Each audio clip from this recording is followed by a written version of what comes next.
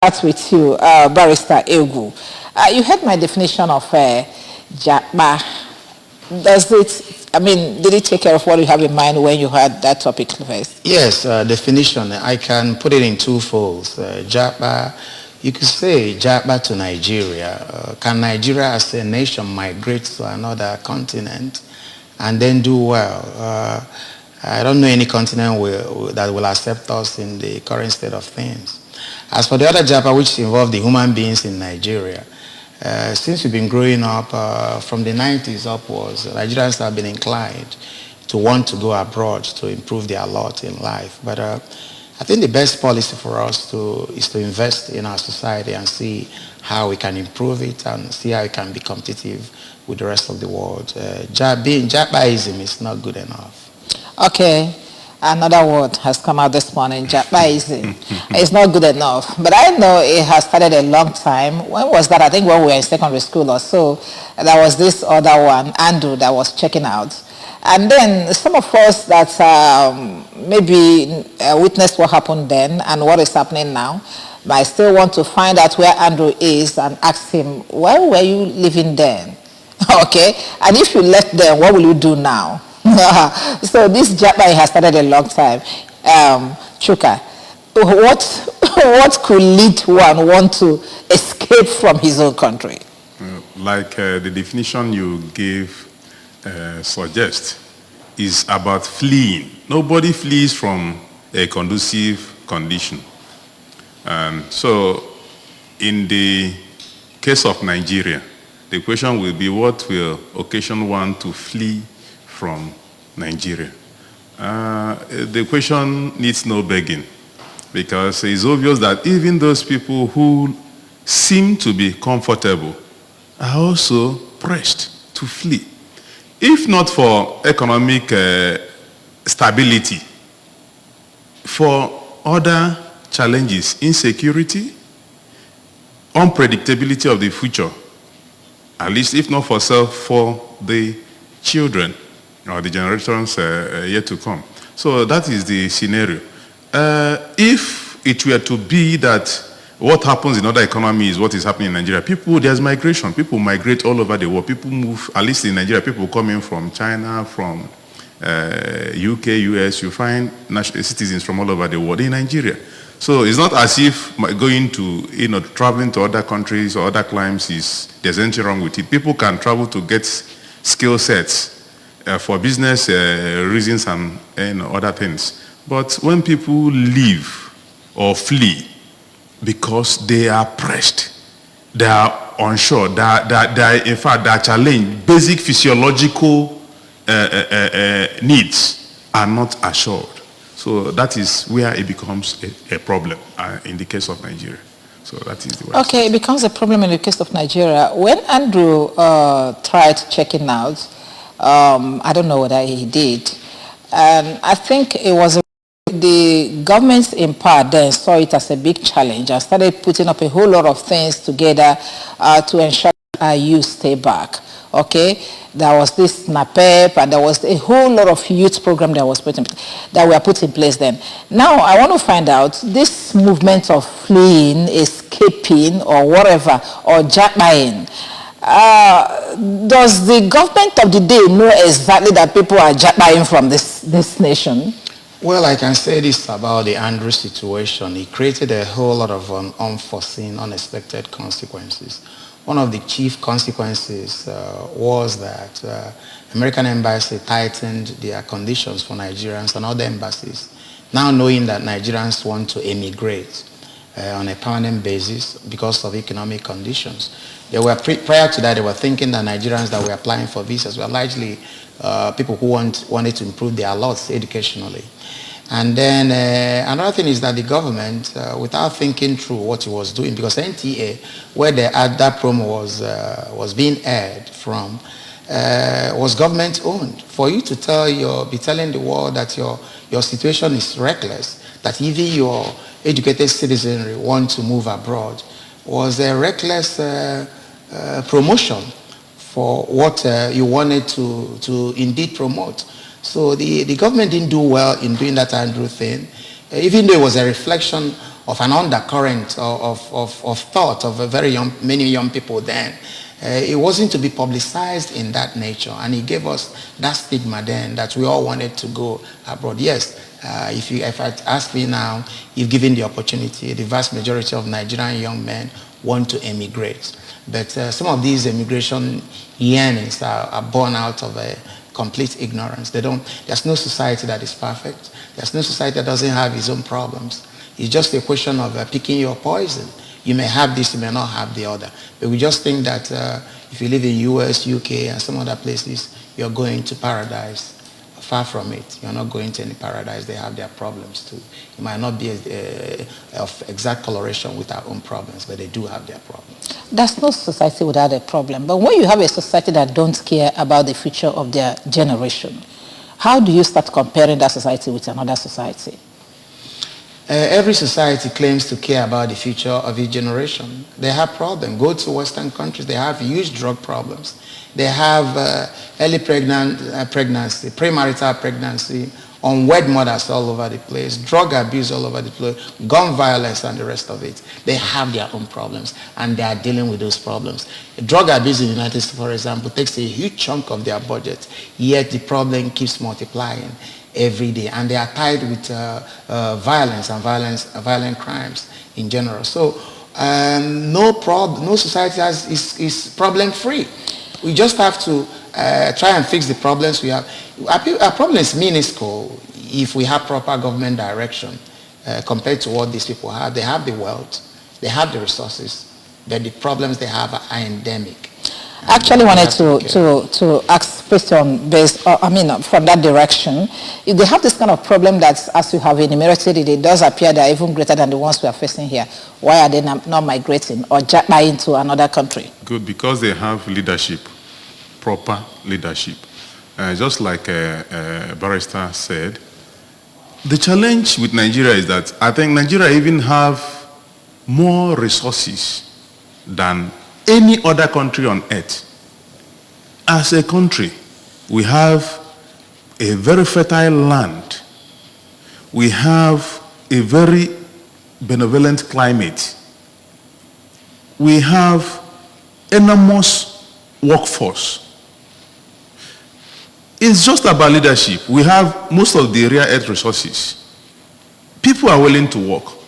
But when you have a leadership that fails to provide the basic infrastructure and lead from the front by setting example, by the way the leaders live their life and how they prioritize things and issues, we set the pace for the followers.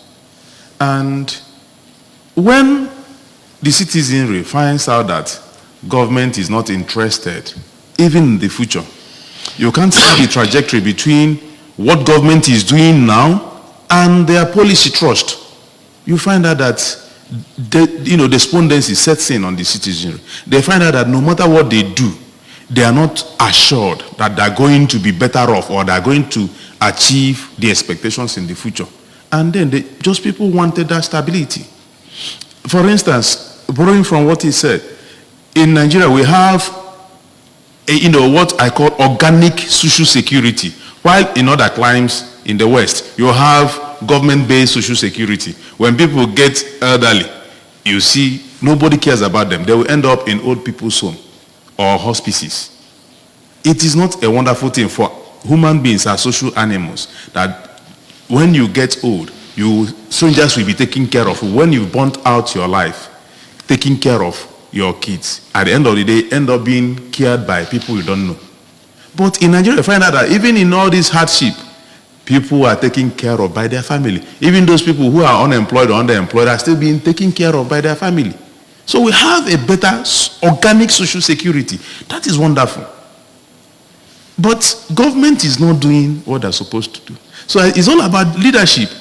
And it doesn't take much. The challenge is that we also, as the citizenry, also promotes in a way the kind of leadership we get, the bad leadership we get, by when it comes to election time.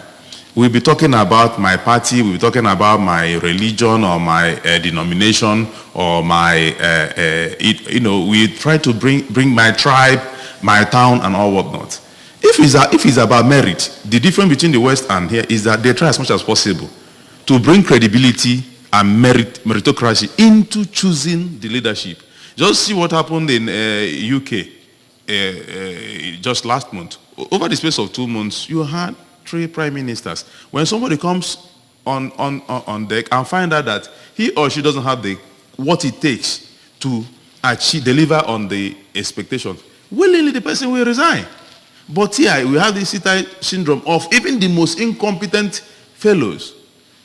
And like council we said before we came on board, what they will now do is to surround themselves with equally incompetent people who will just be,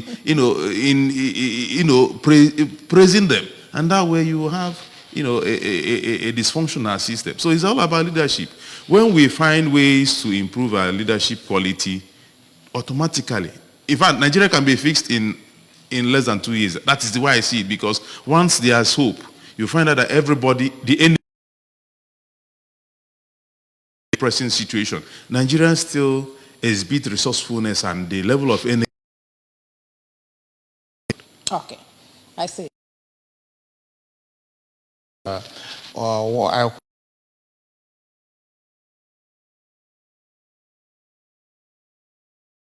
Negro race, which is us, lack all it takes to develop. He said it, and the black man will say, no, we are proving him right. Another thing is that another foreign philosopher said it, you get the kind of government you deserve. Mm-hmm. If you don't like bad leadership, change the leadership. That's exactly if you have good leadership, approve, keep moving. The thing with Nigeria, I think we're trying to praise ourselves so hard. There was a time I came here, I quoted the Minister of Labor.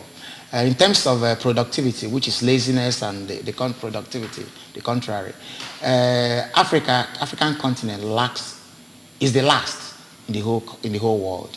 And within Africa, I was shocked Nigerians by this. Nigeria is the last, the last of the last. So in terms of competence, performance, and all that, one day, the last time I came, I was the labor guy here, he tried to pose, let me tell you what. Nigerians go to work late, generally, not this institution we are in now, generally go to work late and finish early. So they are cheating at both ends of their work day. And in between, the girls are selling Brazilian shoes and the rest of it. And the men are discussing Man U, Chelsea, Arsenal in between workplace, having their phones on. Go to any company here, the ones in Nigeria, for example, Shell and all of them. See if you dial somebody to call him, if you answer your phone, the phone is off within the work period. So we are not these work wizards or work demons on its own. So yes, we are all responsible for the problems. I'm hearing this for the first time. Yes. To be honest with you, I've always thought that Nigerians take productivity. are very diligent people when it comes to productivity. Not really. Okay, we'll take a break here. We'll take a break to bring in some people that we'll talk to on the road. We're coming.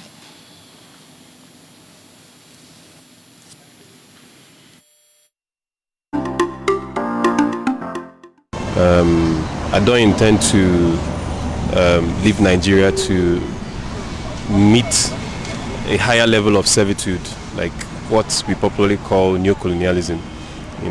In as much as we understand that our systems don't work, we have insecurity, we have economic challenges with respect to our currency, we have high unemployment rates, and many other issues.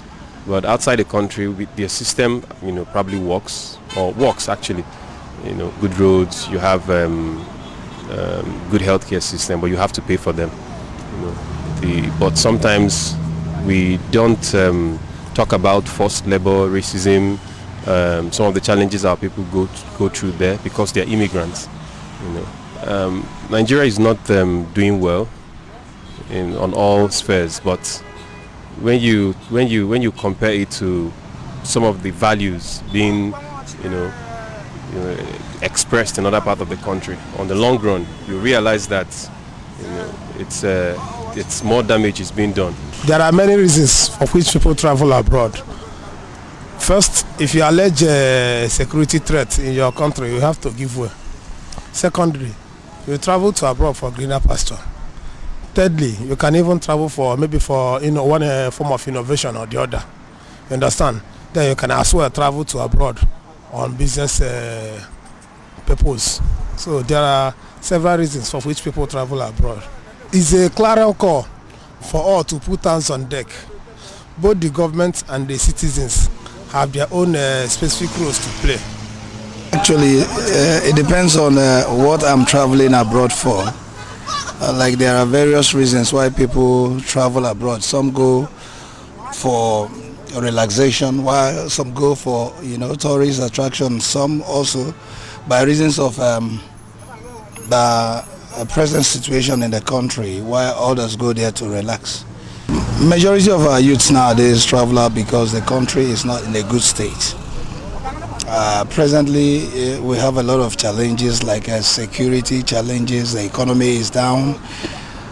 The government is not meeting up with its responsibility. That's our leaders are not being functional when it comes to leadership and the purpose for leadership. So you discover that the masses are left to themselves to, get ends meet for themselves. And while you are in the country and would want to struggle for yourself, the government too will bring up frustrative measures, kind of discouraging you from wanting to remain here. So you see, the best option is to go where already things are being fixed the way it ought to be and find a greener pasture. I think Nigerians travel out because of the situation of the country.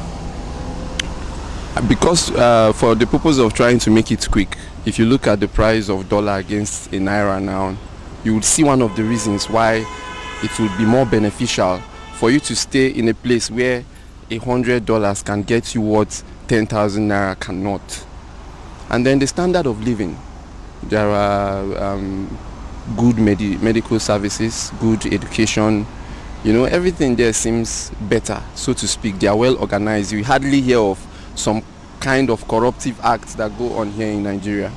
I love being around in my home country, but then get experience abroad, come down here, develop my country the best way I can, while I trust God that the knowledge I bring back will also help me live a decent, wonderful life financially. Yeah.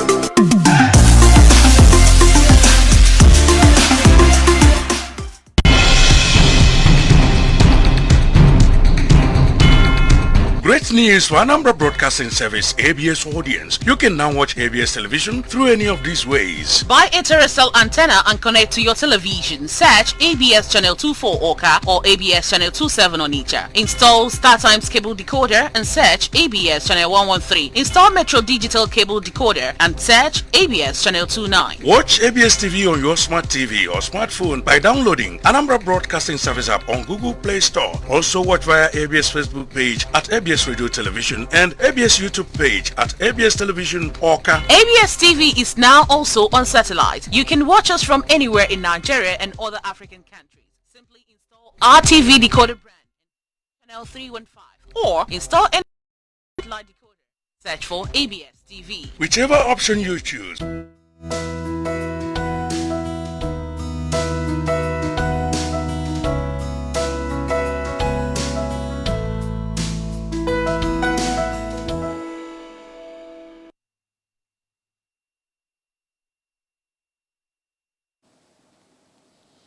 Welcome back. You heard a whole lot of young people expressing themselves as it concerns whether to Japa or not. Okay, but from what they said, you can see that a lot of them giving the opportunity to really want to go, and that's scary. The other time we were talking about brain drain, how our medical doctors left this place in their drones, and it was very, very unfortunate that all those countries were even calling for them, especially Britain, admitting go, especially our professionals. What do we do? What are we left with? Those of us that are here, what are we left with? And does it not give you concerns that they're living? That is where it gives me more pains. Okay, that the government of the day may not really care where you go or when you come back. So if that is the case, what are we left with? You've been around. I know you schooled outside the country, and then you came back here to practice. Okay, so what do you see as a challenge for those of them that are living now, because you have said that they don't even know what to meet where they're going, because that's still problem everywhere in the whole world. The thing is, our people lack discipline, and our discipline, they don't have discipline structures all over Nigeria, our systems. So when they go to these countries, they, for the first time in their lives, have to come to work exactly the time stated. Principles, you're dismissed.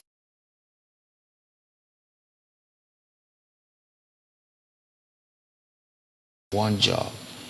Your likelihood, because if you apply for another job and the reason for your decision and who was your supervisor, and to call those people to confirm and say, oh, the guy wasn't disciplined, wasn't coming in time, not getting a job anymore. The structure is a discipline structure, must fit in. Nigerians that go inclined to be lazy or inclined do in Nigeria, the system that to for you, because the system is watertight. You cannot afford to be lazy, you can't afford to be nonchalant, you can't afford to be non-productive, because your productivity is checked. I remember there's a store in this vicinity. The owner has lived in the US. In this talk, I called him. The staff was very nonchalant. One customer would take about 12 minutes to be attended to. Eventually, I called the man. I texted the man. The man called me. I said, what's going on? I told the man. He said, oh, each time I come here, they try to do this eye service deal. And now, thank God for giving me this vital information. So that productivity has to be there. If you're working, all hands must be on deck. That's why you have break period. That's why you have days you don't work, so that you can relax. After all, you're a human being. But work is work. Work is not enjoyable. Work is not supposed to be enjoyable. I tell you what, go to any of our banks. You see cameras there, television sets on. If you go to America, I've never gone to any bank, any institution, you see any television there. So the people will come and say, oh, you want to delay us so much that you want to put a TV program for us to be watching. You don't have a plan to be fast.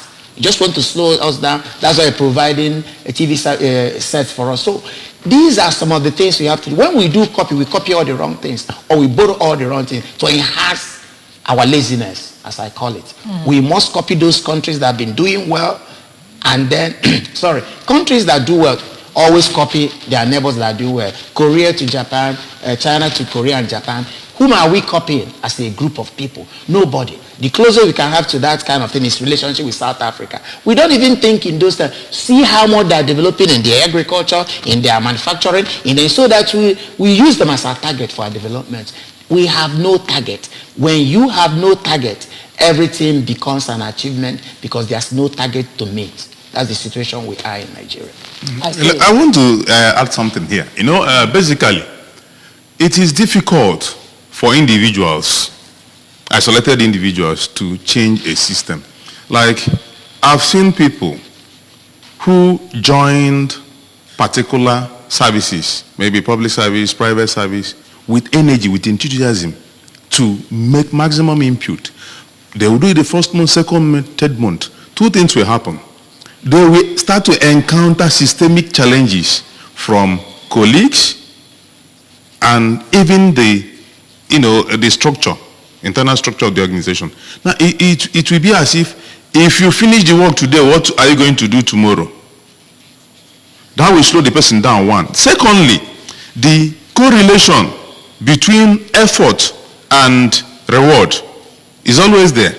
When you burn yourself out, because you made mention of people who come to work, they will come late, they will leave late, and in between, the women will now be selling, people will be trading one thing or the other, and the men will be discussing sports and other things, and maybe discussing business in between, or even going into real estate or business and transactions. So the issue is this: when you find out that even if you work very hard, it amounts to nothing in terms of your take-home pay. You will do it the first month, no problem. Second month, third month, fourth. At a point, you start seeing yourself burning out without commensurate remuneration. It will now be counterproductive. For people who want to survive, they will now start to look for opportunities to leverage. So it's not as if it is here or there. That's why I continue to blame the leadership. It is a deliberate thing. If you want to fix it, it is from a top-bottom approach. If the system is right, when people come in, they don't fit in, throw them out. That is why if people live here and go to other places, other climes, if you are lazy, you'll be shocked into hard work. Or then you will fail and then come back. You come back. I was actually going to ask you, because you were the person that mentioned this initially, that everything boils down on leadership. So I was actually going to ask you, Chuka, if you are elected president of this country and you are faced with this enormous challenge of your best brains leaving this country, what will you do to ensure that it stops? First and foremost, there will be a structural reform. And that will boil down to what people have been clamoring for: restructure Nigeria. After restructuring, elevate meritocracy. The best brains handle the adequate and appropriate position and adequate remuneration. That will fix everything. Automatically, restructure, devolution of authority responsibility. I was going to ask you, what do you mean by restructuring? Devolution of powers. Over-centralization is a challenge in Nigeria. Decentralized, even in private organizations, all these multinationals, you find out that they found way through their metrics structure to devolve authority, responsibility, and so on and so forth, so that response to managerial issues or environmental issues by the business experts will be prompt. And now they are even escalating to real-time online decision-taking. So you don't expect somebody there in US to be issuing instruction to somebody here in Oka, in Coca-Cola, for instance. So you have to devolve, or even in Nigeria, you don't expect somebody in Lagos to be managing activities here in Oka. So you have to decentralize, and that means restructuring. You don't expect our governor, for instance, to be managing affairs in local governments. So you have to decentralize. Once you do that one, and you elevate merit, it doesn't matter whether our governor, for instance, takes an Hausa man as a commissioner for agriculture. If you have done very well as a commissioner for agriculture or as an operative in the ministry in agriculture in a state up here in the north, if he's going to give you results, you bring down the person and he gives results. It doesn't matter. So I will revisit the structure, and I will, for instance, in the academia, there's brain drain in the academia. When I was doing my primary school, we have very intelligent, smart teachers who find so many ways of making you understand simple arithmetic and English. Now, who will, as maybe having a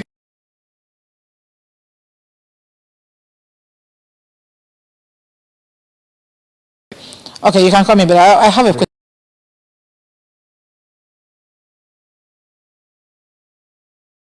Laziness that it is exhibited here, that's one of the reasons why even when you go out. But I don't know if you have to blame the youth on this. So who do you blame on the area of insecurity in the country that is making people to escape? Who do you blame on the area of economy nosediving on a daily basis? And then the school system not functioning, and the industries, nothing, everything shutting down. Well,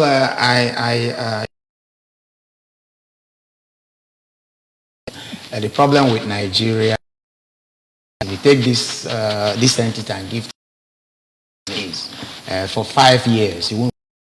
They are secondary school students. The problem is with us.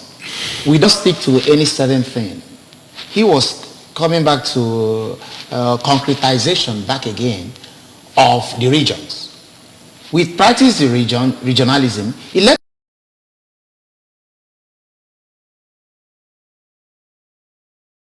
everything. Was it regional? They became very strong. Each region, if a crisis in one region, in a very large way. That's administration. Now we want to go back to the regional system, bring down this, narrow them down to maybe 6 states. It's not going to solve the problem. We were in Anambra before. What will solve the problem?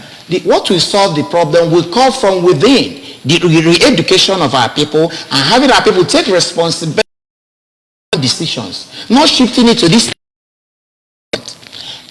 At every individual, we are lagging behind. We are lacking in tenacity and discipline. I tell you what, growing up after the war, you had all these leftover institutions of the British colonial administration.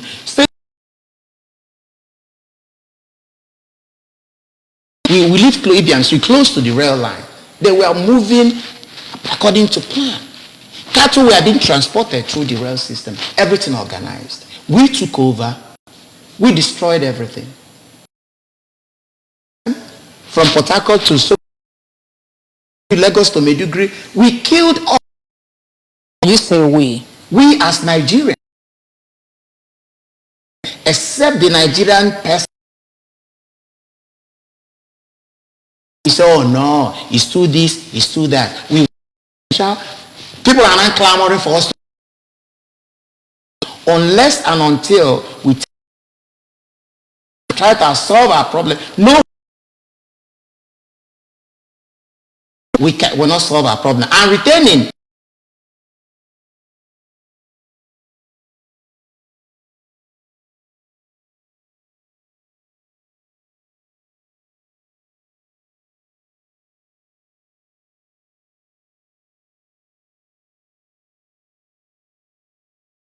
from the sky and fall like a meteor, falls into Nigeria or falls into any other country. We create the problem, the system. Unless and until we have discipline, unless until we have vision, unless and until we have goals we want to achieve as a people, we can. And we have a workforce which by all the entire world, we are not going. That's my position. I'm not countering what you said. For instance, we have people who are successful private enterprise in Nigeria. They will advertise for the best hands and are willing to pay them the best per international standards. Look at the results they post. It's as simple as that. I don't want to push the blame to Nigerians. You see people getting frustrated. Some people get frustrated. In fact, some people will just, commit social, what I call social suicide, not by actual dying off actually. But you see them behaviorally, they will just key off. Somebody will want to do the right thing, but we get frustration at every turn and bend. At the end of the day, the person will resign to the fate. Who are those people living in the medical field? Are they not the best brains? Those people who are not competent stays behind, because if they leave, they will not do well. So who said we are not competent? If you are not, if they are not competent, why would Britain hire them? Okay, in Unity, for instance, I can count the number of professors that are left with their families, not just them alone, within this period of 8 months that we were on strike. Is it because they are incompetent that they are left? They've been traveling. They have fellowship programs they've been, working with. But this period, they can't stay no more. They have to leave. With the whole family. They negotiated for the whole family and they left. In fact, somebody left from Department of English and Literature for Burundi here. So it's not even young people that are jabbing. And when they jabba... young people are jabbing, elderly people are, and even the people in the top chain of different... Yes, I was at the immigration the other day and I saw very old women and men, grannies that their children want to jabba with. They came to pick their parents. Okay? Look at it the other way. Let me tell you why it's leadership issue. There was a time the commissioner, the minister for labor, that's our own Ngige, His Excellency Dr. Chris Ngige, mentioned that Nigeria have enough medical doctors to export, that there is no problem with medical doctors living in Nigeria. Carelessly. Everybody said it was careless of him to say that, because one, we post the least rate, one of the lowest rate of doctor to patient ratio in the whole world, and then the very best, the cream la cream of the medical fuel is leaving Nigeria for other clients, and you say that we have enough to export. Now, with that idea coming from Minister of Labour, who is a medical doctor, will tell you that it is a leadership problem. Why are these people leaving? And when these people get sick, when these people get ill, when these leaders get ill, why they don't patronize medical practitioners in Nigeria? They will still Japa for their medical services. If you look at what they wear, you look at the cars they use, we have enough in Nigeria. They will Japa our resources to drive the best cars in the world. Why not patronize Nigerian-made cars or Nigeria-assembled cars? If they want to wear their clothing, they will Japa our resources to wear London-made suit, French-made suit, and American and Turkish designs. And even what they eat and drink. And even what they eat and drink. They will Japa our resources to consume European food and all whatnot. Okay, what I want to add is that doctors gather themselves and establish a hospital on their own instead of going abroad. Well, the government hospital is not working.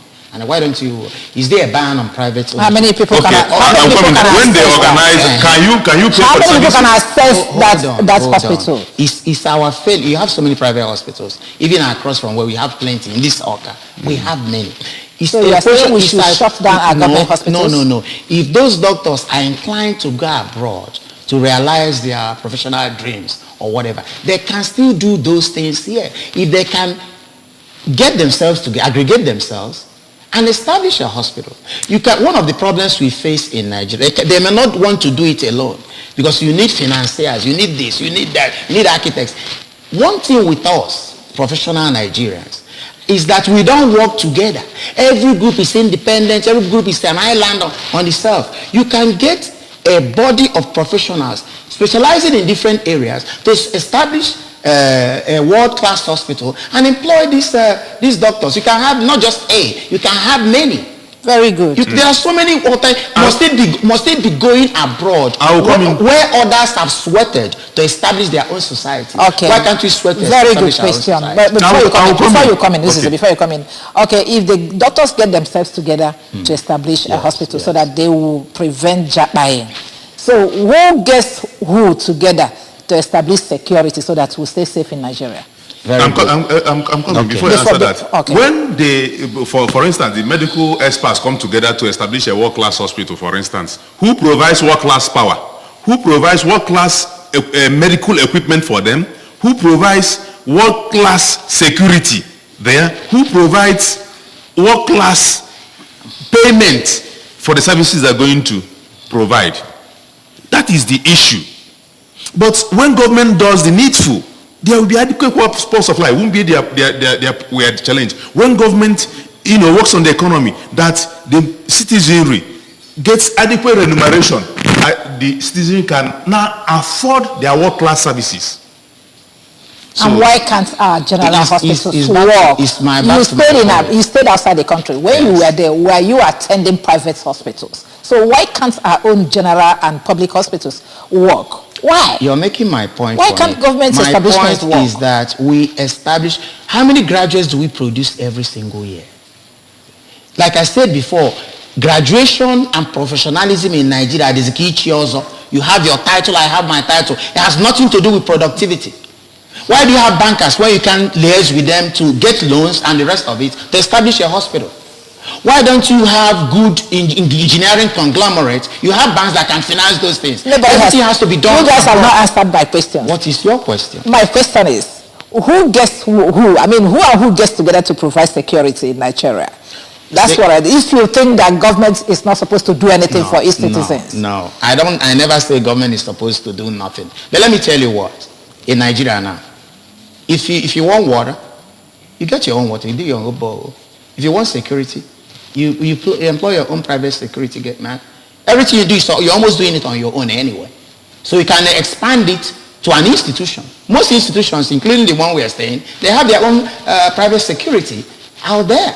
So you can still do it in the hospital you are going to establish. It's not we are accustomed to certain hardships. We have inflicted on ourselves. In other words, that's no government. The government generally has failed. The individuals have failed. The individuals point their fingers at the government point their fingers at the individuals. The chicken before the egg, or the egg before the chicken. That's the situation we are in now. I want to ask a question to you, Council. Yes. Supposing we have a batch of 3,000 or 300,000 university graduates now who are first-class products from Nigerian university, and they come out to them and say, sir, please, we are ready to work. Give us work. So that we provide work-class services. Where will they find such work in Nigeria? One of the benefits of education is for you to be flexible and be able to be innovative. You don't have to work for the government. Yeah. You can create your own employment. And you can create employment for other people. It doesn't have to be. We have this dependency syndrome or welfareism. The government provide everything or we die. That's the situation we are now. Be able to create. I like the angle that we handle this topic. I like it very, very, very educative. Okay, and it's a very exciting one too.